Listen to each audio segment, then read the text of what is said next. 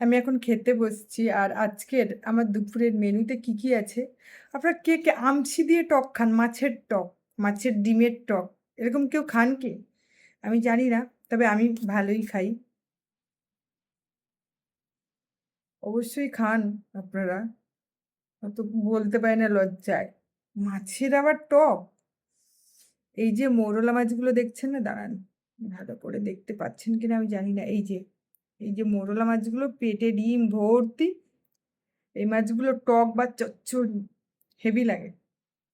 আর বিশেষ করে এই বর্ষার সময় পাওয়া যায় এগুলো। আহা!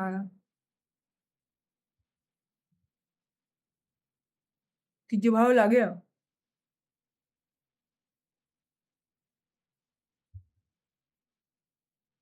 আমি লেবু দিয়েই টক করি।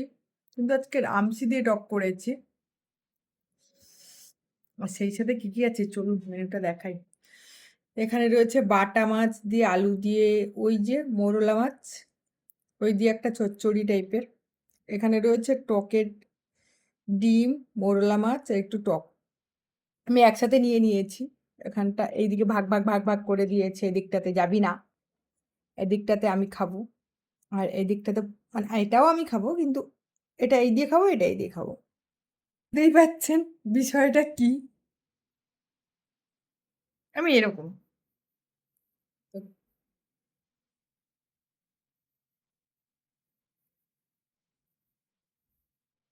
চচ্চড়িটাও দারুণ হয়েছে সত্যি বলতে।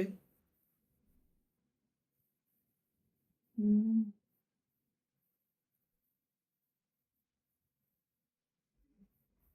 অনেকদিন পর বাড়ির পুকুরের মাছ আর সেই মাছের তরকারি, যদিও নিজে বানিয়ে খেতে হচ্ছে ওই জন্য তবুও ভালো লাগতো।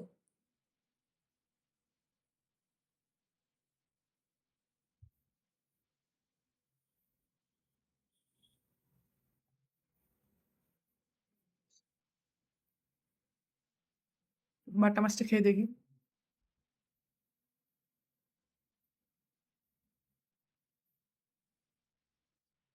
এই ছোট ছোট বাটা মাছ না খেতে ভালো তো লাগে কিন্তু ওই কাঁটা প্রচুর।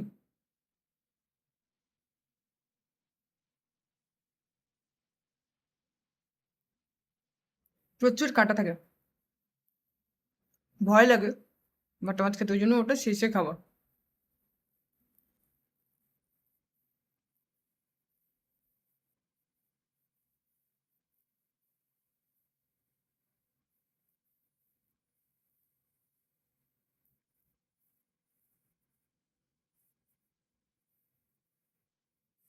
খুব ভালো লাগে আপনাদের সাথে সবকিছু শেয়ার করি, কথা বলি।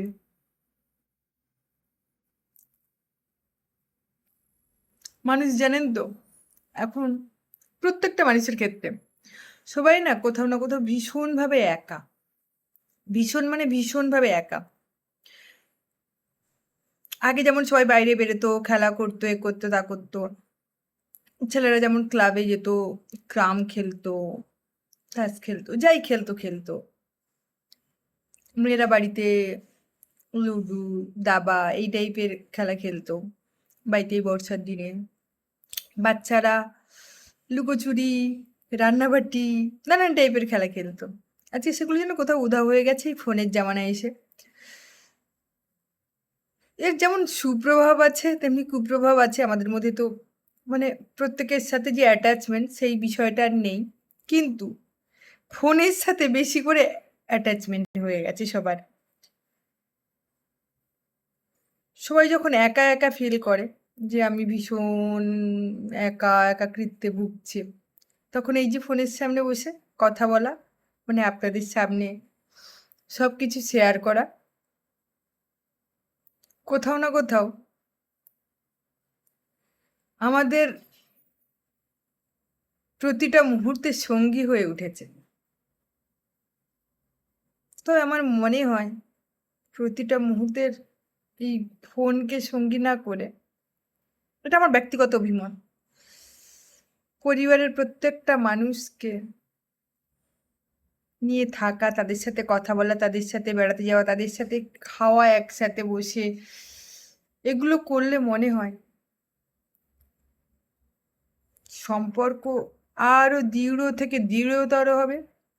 আর সেই সাথে একাকিত্বের হাত থেকে আপনি নিজেকে বাঁচাতে পারবেন। অবশ্যই কমেন্ট বক্সে জানিয়ে যাবেন। কি তাই তো? যদি আমার ব্যক্তিগত অভিমত, আপনাদের কি অভিমত? প্লিজ কমেন্ট বক্সে জানিয়ে যাবেন। আজকের মতো টাটা। সবাই ভালো থাকবেন, সুস্থ থাকবেন, নিজেদের খেয়াল রাখবেন।